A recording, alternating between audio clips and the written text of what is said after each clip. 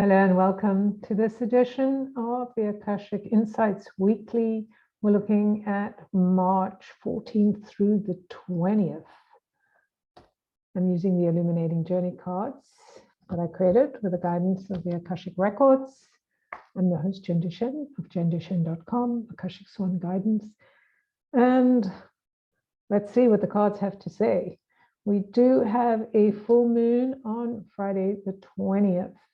And Friday the 18th. And of course, we're coming to the equinox when night and day are equal as we move into the spring in the northern hemisphere and the fall or autumn in the southern hemisphere. Possibilities. So this soul portal 26 has been showing up fairly often lately. What's drawing me, the 26, it's an 8. What's drawing me here in this one is this kind of these openings, windows to the world. Here we have this opportunity to truly begin to see ourselves in a whole different way. Light is coming in. So our old dreams may not fit this new space. And so this is that kind of breakthrough from illusion to reality, because in order to change reality, we need to see what we have not seen, what we've refused to see, what we've tried to, look at with rose-colored glasses. So even though there is a lot of love here with the petals, the pink, the flamingos, that potential and this place of being in the ultimate of our soul place, the place we call home, that golden palace, we have to break through our illusions so that we can clearly see where we are, so we are empowered to make different choices. So portal number 9, this has also been showing up, and interesting, we have a continuation of the pink theme here, a lot of pink. This is much more structured, this is less structured. So that's more physical in terms of a building, say, and our ideas. And then this is more of that kind of rainbow energy, the undulating lands of our internal landscape. Who do we have to be in order to see the things we have not seen, in order to commit to changing the reality, to truly kind of traveling through the desire, the lusciousness of who we truly are, connecting to that ability to be fertile and moving through the earth, moving through the water, climbing this kind of mountain, if you will, to be victorious on the top. There's a tiny victorious figure up top there. So there's very much about, I have the sense, this placement of 3, the sense of coming to ourselves in a different way so that we expand and open up to our inner landscape in a very different way so that we can, of course, see the light that allows us to choose what we want going forward.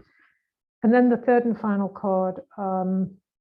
So this case, we have a little bit of the kind of here we have the kind of oranges that are showing up here, the browns, and there's little drops of green, and we see the green here. So that kind of heart energy.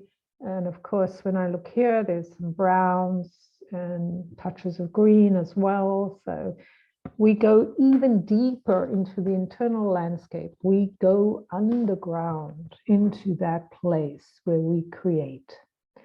So this is a very powerful energy of being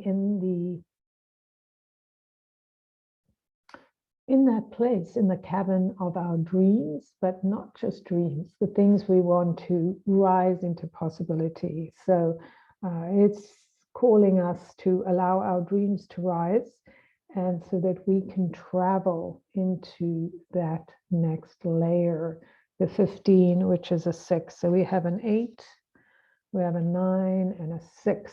I love that the 6 and 9s are showing up, the 9, 6, 8 and 9, very much about abundance, the achievement of what's possible, the recognition, this is my dream, this is what I desire, this is what I'm bringing to the light, this is what I'm carrying forward, this is who I am. I'm willing to do this. So it's about enlivening our dreams without pretending that we can't see what's in front of us. So this feels like a very much that moment of coming to our own truth and going, I'm doing this, I'm going forward, I am bringing my dream alive. It feels very supported by the universe. It feels very possible. This doesn't mean that it isn't going to be something we need to be disciplined about and devoted to, because we absolutely must. And this is what the reading is saying to me. It's about our devotional practice to what is true for us, in spite of what we see around us. That just because we see things that might appear to want to stop us, we don't need to be stopped by it. So it feels like a very positive, opportune time to get real about what we want to be real, and so that we can activate it. I'm wishing you so much love in this amazing week that's allowing us to open up, release some of that old energy that's been stuck, the idea that we can't have what we want, and to really shape ourselves towards creating the parts of ourselves that can activate what we truly desire to bring it to life. I'm Jinder Shen.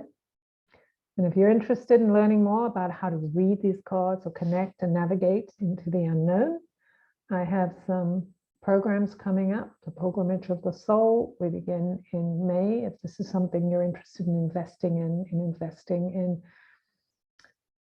activating, aligning, and amplifying your soul purpose, your soul power, then let's connect.